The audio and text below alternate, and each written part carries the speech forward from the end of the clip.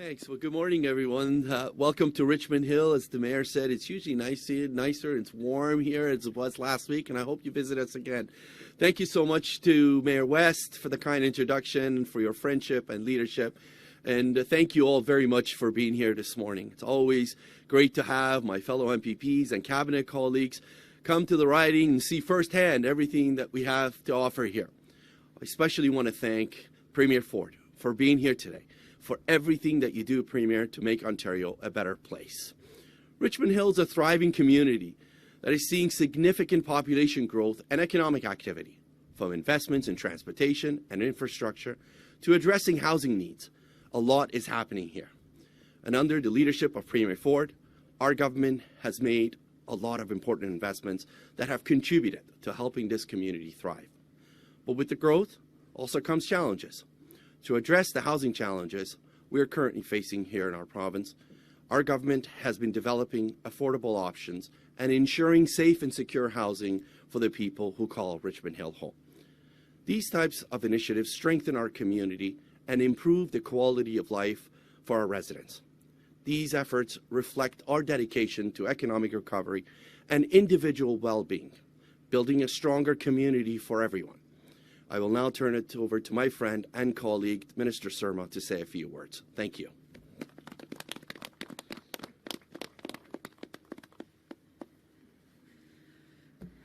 Good morning, everyone, and thank you, Minister Parsa, for that warm introduction on a very cold day.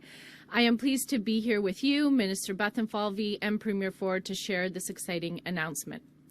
We know that there aren't enough homes being built to keep up with the number of new residents moving to communities across Ontario. We also know that we can't address the housing shortage without significant investments in water and wastewater infrastructure.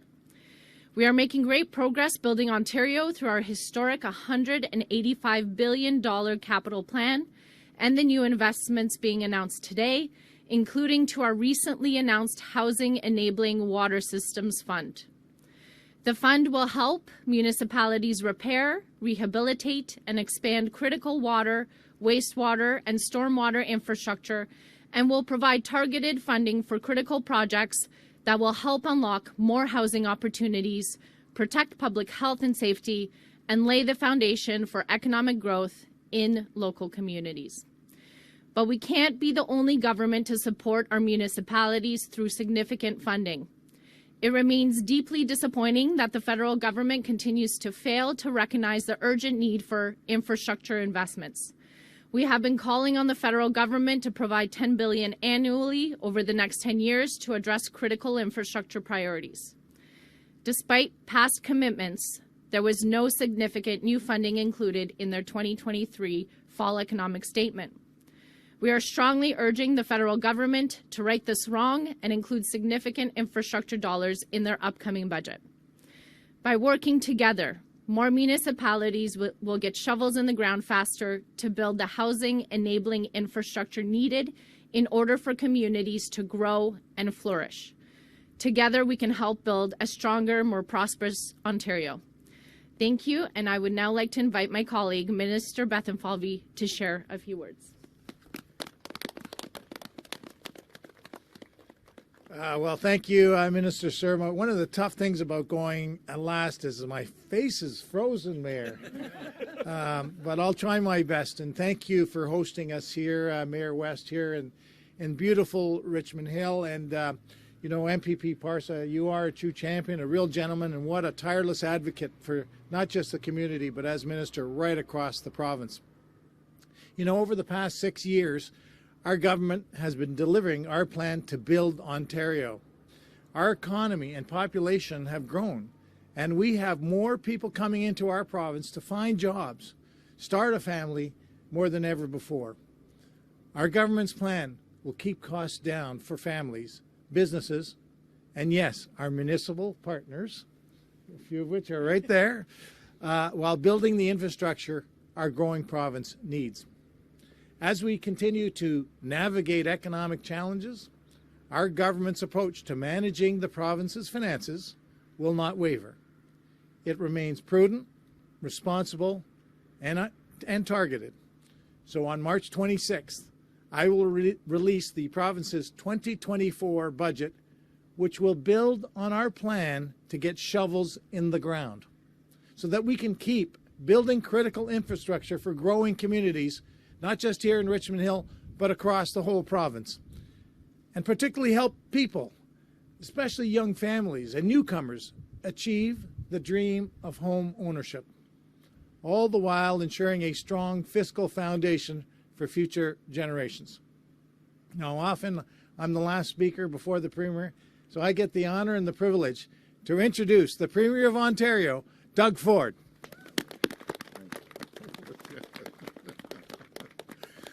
Oh boy, it's great to be here, and good morning, everyone, and thank you to the Minister of all the money, Peter. Thank you for that introduction, and it's great to be back in beautiful Richmond Hill alongside Ministers Bethlenfalvy, Surma, and Parsa. Michael, you're doing an incredible job representing the people. You should go to some events with Michael. The guy's as popular as anything, and I appreciate it. And before I get started, I also want to acknowledge Richmond Hill Mayor David West. Thank you, David, for having us by in your beautiful city, and you're doing an incredible job. But you know what really hit my heart? And I'm telling you, when I was reading my notes this morning, Innisfil Mayor Lynn Dolan came all the way from Innisfil, and Burlington Mayor Marianne Meed Ward. It means absolutely everything to me that you came here. They're absolute champions, and they do an incredible job at their cities as well.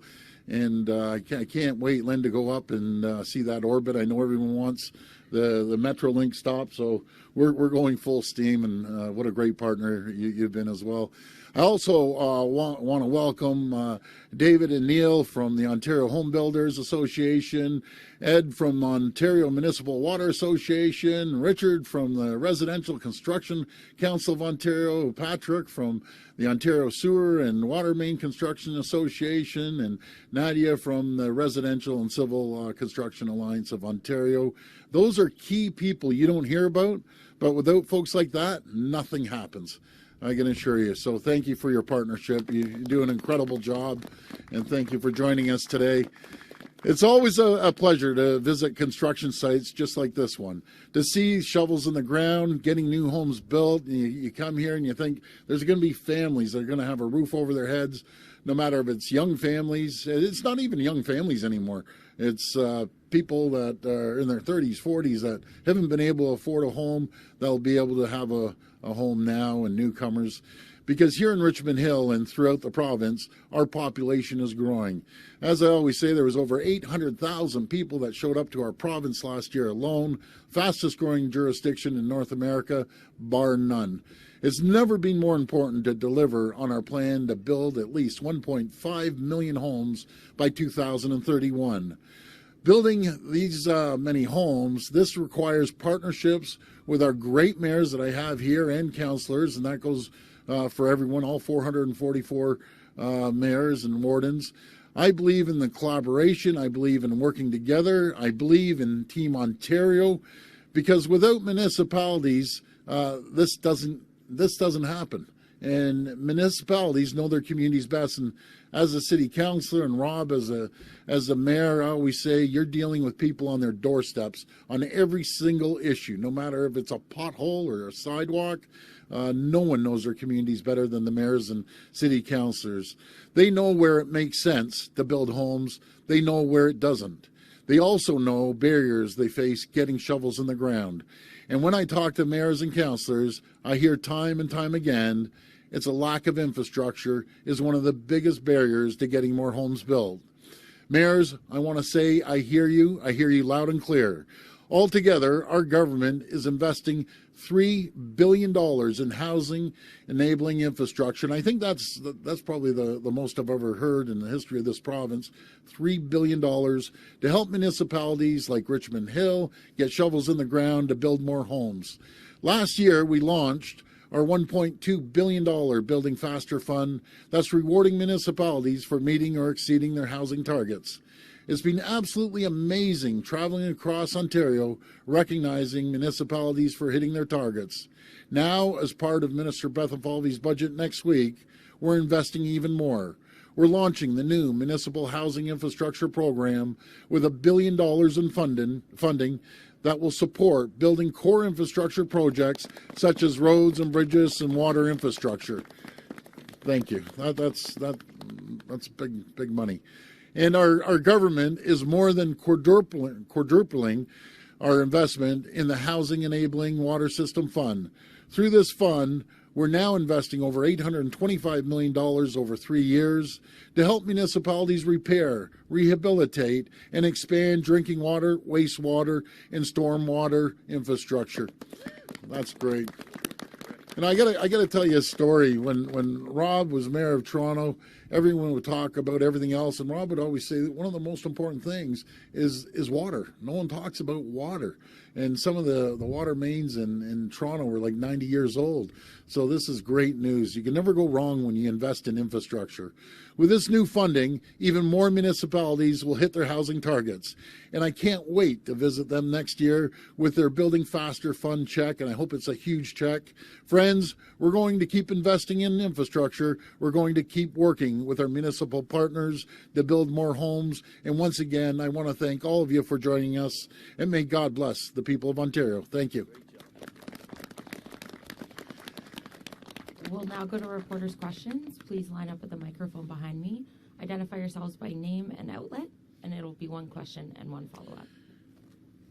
You know something? I can't feel the fingertips right now. No, honestly, I can't. I should have grabbed my gloves, but go ahead. Yeah, my gloves are not really helping all that much, actually. So the budget is coming up, and we've been hearing from municipalities that there needs to be a new deal for municipalities, not just for Toronto, but more generally. And I'm wondering if that is something that is being considered for the budget. And you haven't really talked about a deal for anybody else other than Toronto. And could you talk about why that is? And I would love to hear from Ms. Mayor Ward, since Sure. she happens to be here on this issue. Absolutely. Well, this is one example. We're investing $3 billion into infrastructure to help these towns and cities right across this province.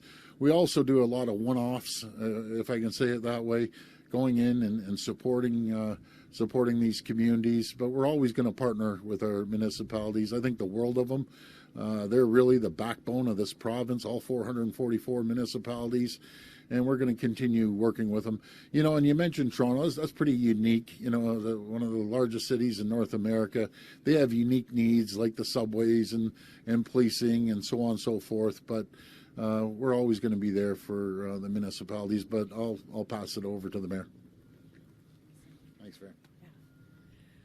Well, first, I just want to say a huge thank you for the $1 billion. We are very excited to get our check, and we know that we cannot continue to collectively deliver on our goal to build more houses faster if we don't all come together, and this funding is a critical part of that. So thank you, Premier, thank you, Minister Parsa, Minister Surma, and of course, Minister of Money, Minister Bethlenfalvy, for that. So I'm also here in my capacity as the chair of Ontario's Big City Mayors Caucus, which is the 29 cities with the largest population, so mayors of those cities. And we as a caucus, and certainly my own council, have asked for a new deal for municipalities, because the deal that we have was built 100 years ago, when really the challenges that municipalities faced were potholes and maybe some roads. And now we are dealing with mental health, with addictions, with homelessness, with the refugee crisis, and of course now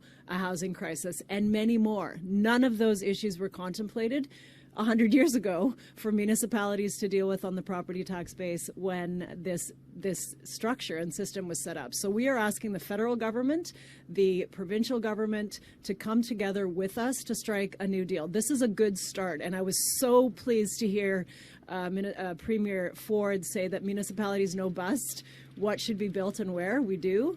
We're the closest level to the people. Closest level of government to the people. So we are asking for that, and our caucus has approved a resolution asking for that. I also want to acknowledge that the Association of Municipalities of Ontario is here today, And they have been asking and leading the charge along with the Federation of Canadian Municipalities. So we are united across the country. Every municipal association is asking for this. And I know that other municipalities, many of them, I have heard from Minister Calandra, have been writing resolutions and sending them into the ministers. So I am so pleased that they have heard us. They're continuing to listen, and this is a step in that direction.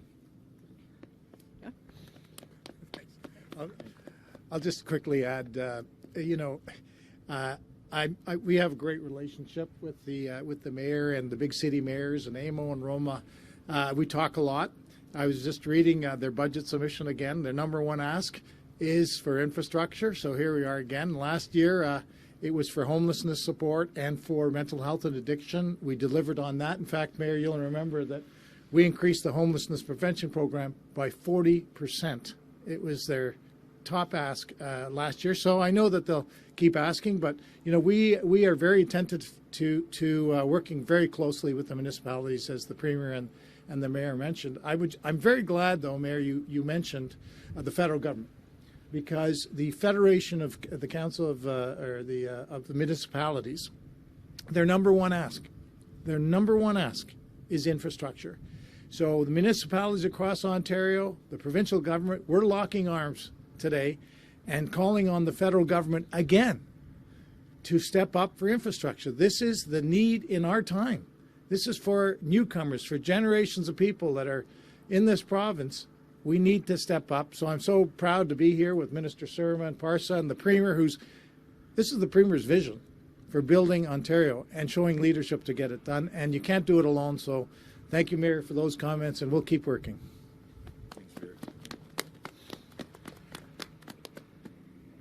Another question. We've seen advertisements for nurse practitioner clinics charging about $500 for a yearly access fee appear on TTC subways. And Minister Jones has said that there's a loophole in the Canada Health Act, but really it's about, you could close that loophole by having nurse practitioners covered by OHIP. Why not do that instead of asking the federal government to fix a law when you could close this loophole yourself?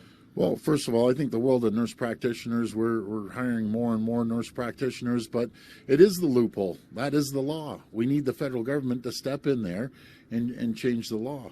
I can tell you one thing. Here in Ontario, you'll always pay with your OHIP card. You'll never have to pay with your credit card. And that's what we're going to do. We're going to keep moving forward, and we're going to need more nurse practitioners. And I'll tell the people why nurse practitioners are so important, not just here in major cities, which they are, but in rural towns and communities across the province. They're a savior when it comes to healthcare, and they're very, very well trained, and they're just great people, and they really fill the gap for a family physician. Good morning, Snay Dougal with the Trillium. Hi. Hi. The Ontario Liberals thanks. sorry. The Ontario Liberals have been tabling proposals in the legislature this week that they say are going to help, that they say would help with affordability. Bills to allow the construction of fourplexes across the province, a $1,000 tax credit for kids, sports and extracurriculars. How much of your budget next week is going to focus on affordability, and are there going to have to be trade-offs given things like increased costs with an aging population and Bill 124 payments?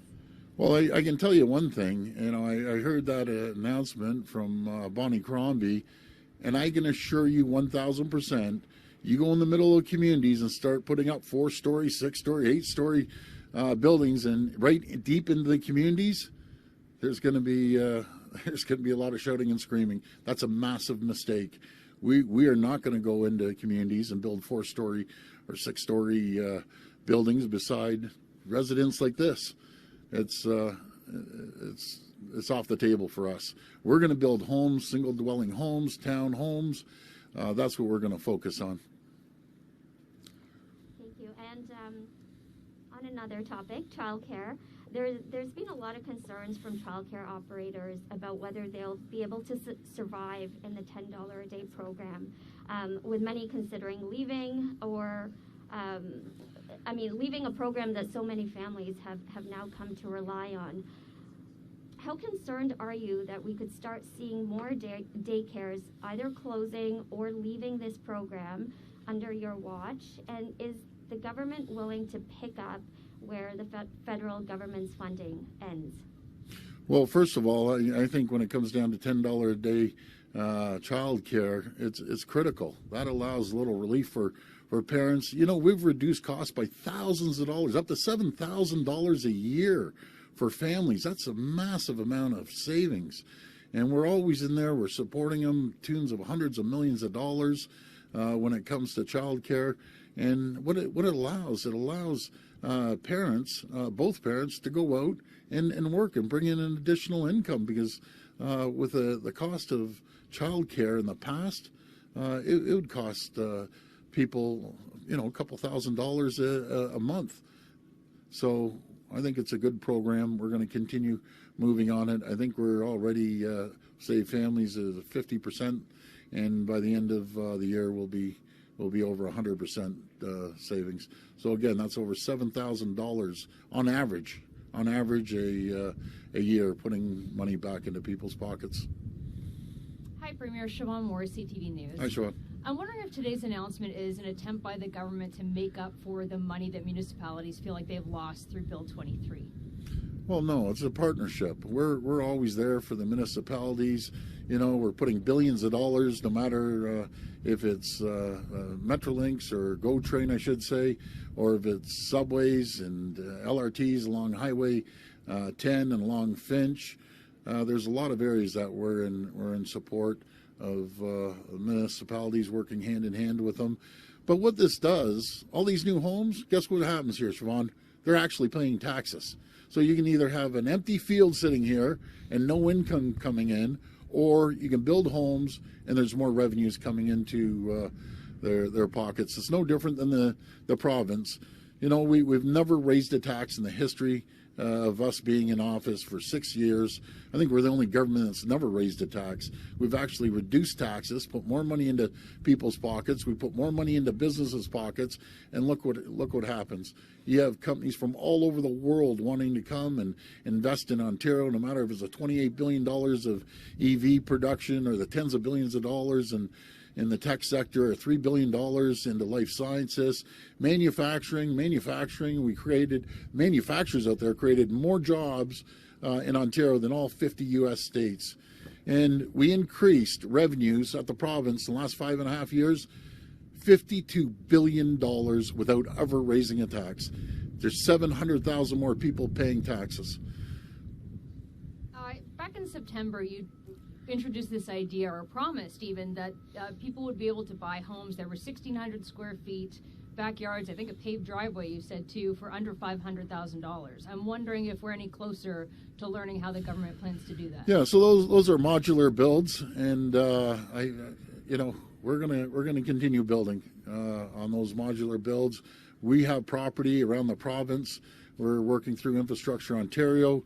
What's cost the most? What costs the most right here is the dirt, as we say, the land.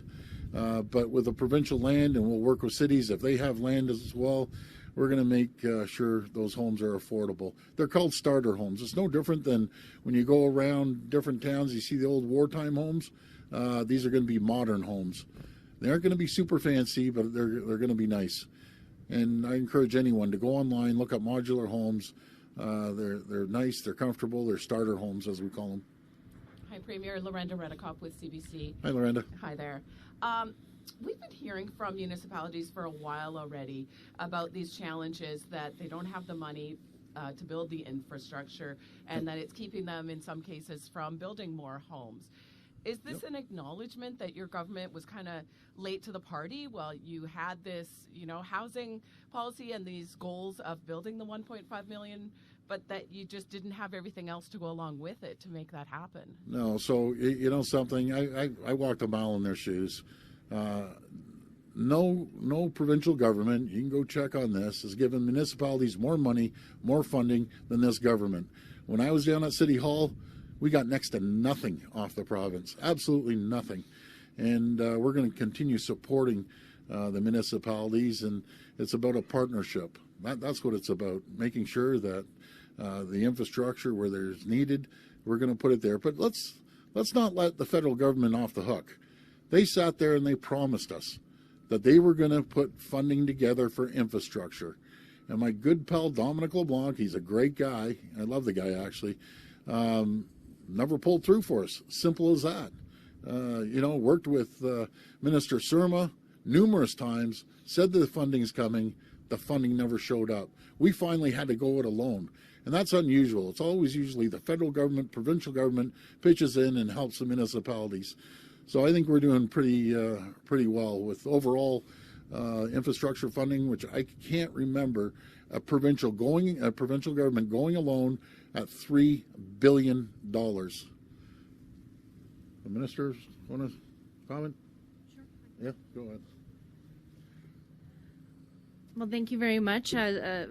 Some of you may be aware that we had a partnership investing in Canada infrastructure program, which was $30 billion program. That money ran out 2 years ago. Since that time, we have all been advocating very seriously with the federal government to ask for more. They have not stepped up. But what's important is that this government is stepping up. We're providing $3 billion for water infrastructure, which is the greatest need.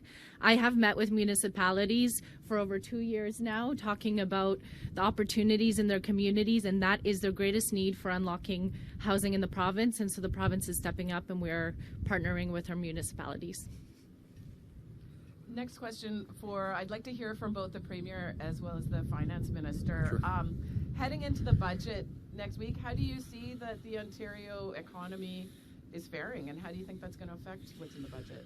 Well, I see the economy doing fairly well. There's always bumps in the road. You look at what's happening around the world, they're seeing challenges. But I'll tell you one thing, the world is talking about Ontario right now. North America is talking about Ontario. We're seeing investments come in of hundreds of millions and billions of dollars. This is my prediction. We're going to set a record in companies investing in Ontario. I'm guessing over $30 billion with a B, $30 billion. We're an economic powerhouse in North America. We're an economic powerhouse around the world. It starts at the critical minerals up by the Ring of Fire, and critical minerals even outside the Ring of Fire, flowing down into our steel plants, our green steel plants with the electric arc furnaces, going into our auto sector that, again, we've seen investments of $28 billion. No matter if it's Stellantis down in Windsor that I went to pay a visit to next to our facility, 4.2 million square foot building. We have Volkswagen building a 16 million square foot building in St. Thomas, plus all the other OEMs and part manufacturers. But we're seeing investments everywhere coming to Ontario. Just think of this, in tech alone, we're growing 350% faster than Silicon Valley and San Francisco Bay Area. We employ more people in the tech sector than that region alone, and they're supposed to be the tech capital. Well, we employ over 425,000 people compared to their 388,000. We're seeing manufacturing jobs pop up. Every single day I get updates from Vic Fideli. He's traveling around the world every day. He's sending me messages. This company's investing, that company's investing. It's absolutely staggering what's happening here in Ontario right now. And all you have to do is talk to your friends around the world, and they'll tell you a great story. And when it comes to mining, if you think of mining, we have the number one mining sector in the world. We're the second largest financial sector in the world. Bloomberg just wrote a big article that Canada, I should say Ontario, because we're the EV capital, is taking over China as the number one destination for EV battery production and EV assembly. Those are incredible stories, and I'm just, the tip of the iceberg. These stories go on and on and on. Again, there's 700,000 more people working today. There's over 300,000 jobs available. So I think Ontario's doing fairly well, but I always believe in continuous improvement and just keep moving forward. I'll pass it over to the Minister. Well, I think, number one, as the Premier said, economies are weaker. And, the cost of things are up for people, and we recognize that, and for governments too. But, you have two choices. Do you put on the brakes or do you keep going? And we're choosing the latter. We're going to keep going. we got to rebuild this economy. We've been through the pandemic, high interest rates and inflation. We're not going to stop building Ontario. As the Premier mentioned, great run through of all the things that we're doing. We have a vision. We have a plan to rebuild this economy: hospitals, roads, public transit, the economy, the manufacturing jobs, the north, all across this great province. And so that's what this budget will be about. Thank you. So this will be the last reporter. Morning, Premier and ministers and mayors. A couple of questions likely to do with the budget, so probably for Minister Bethlenfalvy and yourself, Premier. Sure. Just one about the proposed medical school, it seems, that's being worked on with York University and the Vaughan Hospital. What are you able to say at this point in terms of funding there and timelines for that being rolled out? Well, stay tuned. That's what I say about the funding. But let me talk about medical schools that haven't been built in years, no matter the new medical school in Brampton or one in Scarborough, and also adding grads and undergrad seats that never happened before. There's over 10,800 new physicians that registered here in Ontario. Over 80,000 new nurses. Think of those numbers. 80,000 new nurses registered in Ontario in the last 5.5 years. 17,500 just last year alone. And the great news is we have 30,000 nurses in our colleges and universities ready to jump into the sector. And we're pouring money focused on healthcare. We've spent over $21 billion more over the last 5 years. So that's one of our key areas. I'll pass it over to the minister. Stay tuned. But again, the Premier's covering it. We are not just building things. We need people to build the things, and we need the people to service the hospitals, and we need more workers right across the province, whether it's for our healthcare system or if it's for building these buildings. We need the skilled trades. We need the law enforcement, the first responders. We need many people in our community. So it's not just about building a new medical school or a home or a highway. It's about making sure we invest in people so that we can get these things done. We all remember last year's Ontario wildfire smoke wafting in and around the whole province, really. This year's fire season projected to be potentially worse. What's being done to prepare for this, and are you allocating money towards this? Yes, actually, funny you asked me that. I just got briefed yesterday about the plan moving forward, and we'll have an announcement about that, making sure that our great firefighters are ready. They have the equipment they need. The Ministry of Natural Resources, I think the world of them. And one thing, I wish we could build water bombers a lot quicker than what the manufacturer is saying. But we're going to put resources towards that, because we know and we've heard that since there hasn't been too much snow this winter, we're going to have a tough season. But we'll be ready to support our firefighters. I want to give a big shout out to the 200 firefighters that come up every year from Mexico as well. They really do an incredible job. So thank you, everyone. Again, I want to thank the mayors. I want to thank the Mayor West as well for hosting us, along with Michael Parsa. Folks, we're fortunate. We are so fortunate to live in the greatest jurisdiction in the world. We're investing billions of dollars to make it better every single day, and we'll never stop working for the people.